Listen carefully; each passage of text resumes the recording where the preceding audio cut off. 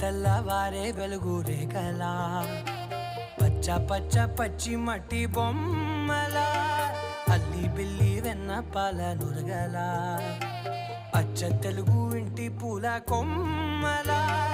దేవదేవుడే పంపగా ఇలా దేవతే మా ఇంట అడుగే పెట్టెనంట బ్రహ్మ కళ్ళలో కాంతులే